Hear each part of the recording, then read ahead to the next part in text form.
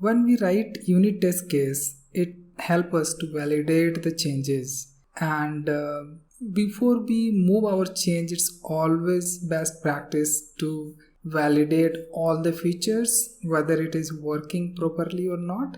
And in this way, you can avoid making unintentional changes to the code base. Now let's discuss why should we use Pytest as compared to some other unit test modules like unit test, doc test, nose. One of the reason is Pytest syntax is easy. Second, it has powerful command line where I can skip few scenarios, or I can group different test cases to different scenarios. Third point, it has fixtures.